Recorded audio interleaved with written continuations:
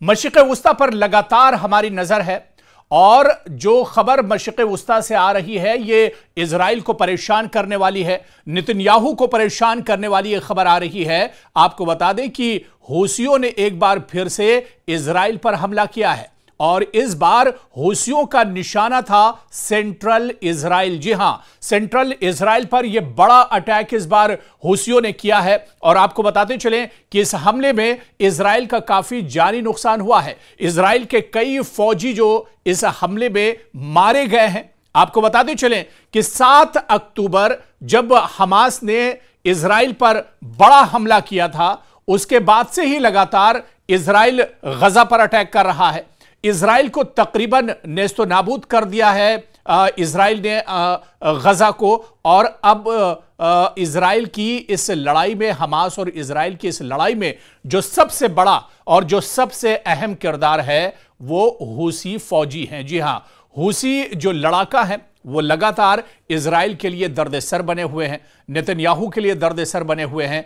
और आपको बताते चलें कि इजराइल पर हूसी फौजियों ने, हूसी लड़ाकों ने एक बार फिर अटैक किया है और इस बार इजरायली फौजी निशाना बने हैं हूसियों का। आपको बताते चलें कि हफ्ते में या यूं कहा जाए कि हर 2-4 दिन पर हूसी इजराइल को टारगेट करते हैं, इजरायली फौजियों को टारगेट करते हैं। इजराइल की जो इमारतें हैं, इजराइल के जो फौजी अड्डे हैं, इजराइल के जो ठिकाने हैं, उन्हें हूसी लगातार निशाना बना रहे हैं। और एक बार फिर से हूसियों ने सेंट्रल इजराइल को निशाना बनाया है। आपको बताते चलें कि तकरीबन 50 मिसाइल हूसी फौजियों की तरफ से दागी गई है, हूसी लड़ाकों की तरफ से कई ड्रोन अटैक किए गए हैं। और आपको बताते चलें कि जैसे ही हूसियों की तरफ से मिसाइल अटैक हुआ इजराइल पर, सेंट्रल इजराइल में सायरन बजने लगे और सायरन बजते ही जो यहूदी हैं,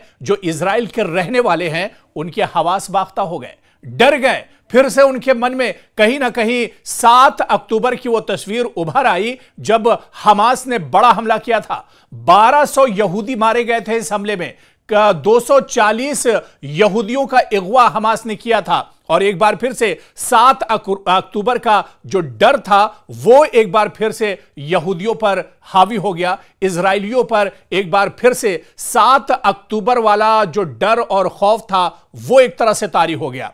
अचानक पूरे शहर में सायरन बजने लगे क्योंकि तकरीबन 50 मिसाइल के जरिए, एक साथ 50 मिसाइल हूसी लड़ाकों ने इजराइल पर दागे थे। और आपको बताते चलें कि इसमें इजराइल का जानी नुकसान हुआ है, कई इजरायली फौजी मारे गए हैं, कई जख्मी हुए हैं। और आपको यह भी बताते चलें कि लगातार इजराइल यह बड़ा इल्जाम लगाता है कि हूसी जो लड़ाके हैं वो दरअसल यमन के हैं, लेकिन इन्हें सपोर्ट ईरान करता है। जी हां, और इजराइल इससे पहले भी यह बात कई बार कह चुका है कि जो मिसाइल हैं या जो ड्रोन का इस्तेमाल हूसी लड़ाके करते हैं ये दरअसल मेड इन ईरान है। और ईरान का जो ड्रोन है, जिसे शहीद ड्रोन नाम दिया जाता है, या अलसमद 3 जो ड्रोन है ईरान का, इस बारे में भी इजराइल इल्जाम लगा चुका है कि ईरान के ये 2 ड्रोन, शहीद ड्रोन की जो दूरी है वो तकरीबन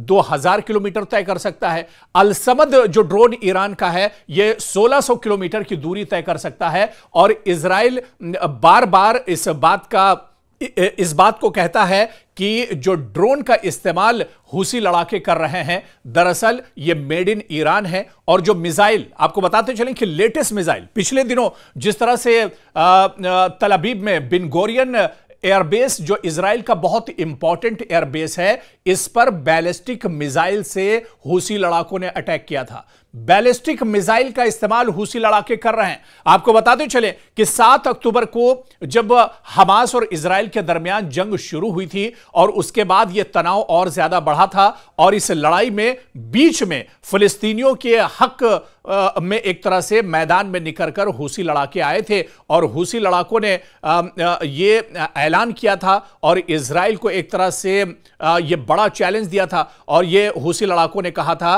कि रेड सी, जिसे बहरे अहमर भी कहा जाता है, कि अगर इजराइल अपनी नापाक हरकतों को नहीं छोड़ता है, इजराइल अगर गजा पर जंगबंदी नहीं करता है तो रेड सी के अंदर उसके जितने भी जहाज हैं, उसके जितने भी कंटेनर्स हैं, उन्हें एक तरह से हूसी निशाना बनाएगा। और आपको बताते चलें, कहीं ना कहीं इजराइल पर एक बहुत बड़ा दबाव है, इजराइल के लिए बहुत बड़ा दर्द-ए-सर है ये हूसी लड़ाके जो लगातार इजराइल पर हमले करते रहते हैं, इजराइल के फौजियों को निशाना बनाते रहते हैं। पिछले अगर सिर्फ 15 दिनों की बात की जाए तो 3-4 ऐसे मौके आए हैं जब हूसी लड़ाकों ने इजरायली फौजियों को निशाना बनाया है। चाहे बिन गुरियन एयरपोर्ट की बात की जाए, एयरबेस की बात की जाए, जहां पर बैलिस्टिक मिसाइल से अटैक किया था, कई इजरायली फौजी मारे गए थे, एयरपोर्ट को काफी ज्यादा नुकसान पहुंचा था। और इससे पहले भी बिन गुरियन एयरपोर्ट जो इजराइल का बहुत इंपॉर्टेंट एयरपोर्ट है, एयरबेस है, इस पर इससे पहले भी हूसी लड़ाके टारगेट करते रहे, निशाना बनाते रहे।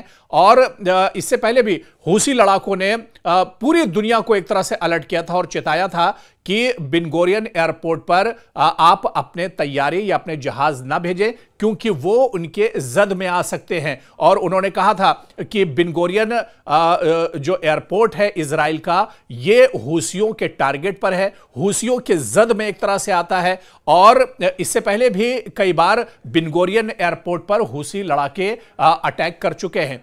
तो इस वजह से उन्होंने कहा था कि दुनिया के दूसरे ममालिक अपने जहाज को इस रेंज में न भेजें। अगर एयर स्पेस में किसी दुनिया का कोई दूसरा जहाज आता है तो उस पर भी निशाना हो सकता है, वो भी टारगेट बन सकते हैं। इसी वजह से पूरी दुनिया को एक तरह से हूसी लड़ाके इससे पहले अलर्ट कर चुके हैं। लेकिन आप देखिए कि सेंट्रल इजराइल पर हमला करना इतना आसान नहीं है। एक तो जो डिफेंस सिस्टम है इजराइल का बहुत अहम माना जाता है, बहुत मजबूत माना जाता है। हालांकि 7 अक्टूबर को इजराइल के इस डिफेंस सिस्टम की भी पोल खुल गई थी जब हमास ने अचानक हमला किया था, अचानक ड्रोन और मिसाइल से हमले किए थे, रॉकेट जो है वो हमास की तरफ से दागे गए थे। और उस वक्त जो डिफेंस सिस्टम था इजराइल का, उसकी एक तरह से पोल खुल गई थी। तो एक बार फिर से जब, हालांकि इजराइल ये बात इस बार भी कह रहा है कि सेंट्रल इजराइल पर जो मिसाइल हमले किए गए हैं, जो ड्रोन हमले किए गए हैं, इन ज्यादातर मिसाइल्स को उसके डिफेंस सिस्टम ने एक तरह से रोक लिया है। लेकिन हूसियों का यह कहना है, और जो खबर आई है बाकायदा इजराइल ने भी इसकी तस्दीक की है कि इस मिसाइल अटैक में और ड्रोन हमले में इजराइल के कई फौजी मारे गए हैं, कई जख्मी हुए हैं। और आपको बताते चलें कि इस बात की तस्दीक खुद इजराइल ने भी की है, इजराइल के मीडिया ने इस बात की तस्दीक की है। यानी जो दावे इजराइल करता है अपने डिफेंस सिस्टम को लेकर, उन दावों में कहीं ना कहीं एक तरह से सच्चाई नहीं है। और कुल मिलाकर अब इजराइल जो है परेशानियों का शिकार है। और इजराइल बार बार दावे करता है कि हूसियों को तबाह कर देंगे, बर्बाद कर देंगे, नेस्तो नाबूद कर देंगे। लेकिन हूसी लड़ाके कहीं ना कहीं अपने मिशन में कामयाब हैं। और यही वजह है कि हूसी लगातार इजराइल को टारगेट कर रहे हैं।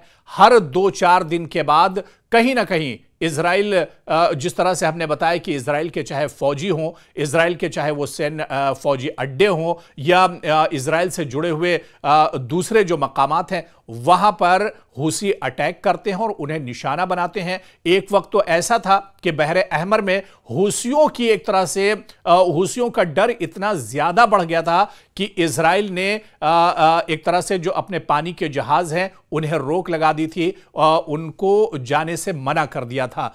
तो कहीं ना कहीं दबाव एक तरह से इजराइल पर बढ़ता जा रहा है। और ये हमले जो बार बार हो रहे हैं, इन हमलों को इजराइल नहीं रोक पा रहा है। ये बिल्कुल सच्चाई है कि बेबस नजर आ रहा है इजराइल।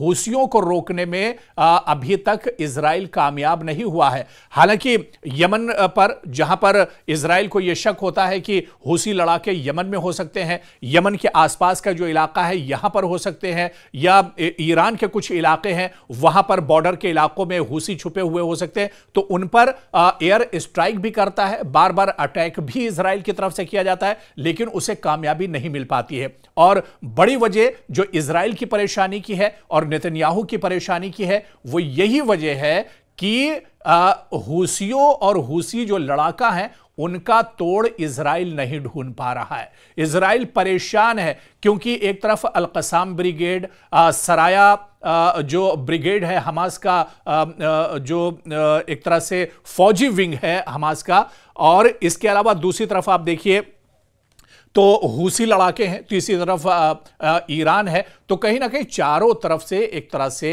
अब जो इजराइल है वो घिरता जा रहा है। और इससे पहले की भी जो स्टोरी हमने कवर की थी उसमें भी हमने आपको बताया था कि इजराइल दरअसल चारों तरफ से घिर चुका है। और इजराइल की परेशानी का सबसे बड़ा सबब यही है कि इजराइल अब रास्ता ढूंढ रहा है इस जंग से निकलने का, कि गजा में जो जंग इजराइल ने शुरू की थी आखिर वो अब कहां से निकले। क्योंकि गजा की जो लड़ाई थी वो सिर्फ गजा तक महदूद नहीं रही, बल्कि गजा की लड़ाई पूरे मशरिक़ वुस्ता में फैल चुकी है। गजा, उसके बाद यमन, उसके बाद आप आइए ईरान, और ये जो पूरा खित्ता है मशरिक़ वुस्ता का एक तरह से जंग में पूरे तौर से उलझ चुका है। और खास बात यह है, जिस तरह से 2 दिन पहले ही ईरान ने बड़ी धमकी अमेरिका को दी है और उसने कहा है कि वो अमेरिका की किसी भी तजवीज़ को मानने के लिए तैयार नहीं है। ऐसे में इजराइल की पेशानी पर शिकन और ज्यादा पड़ गई है,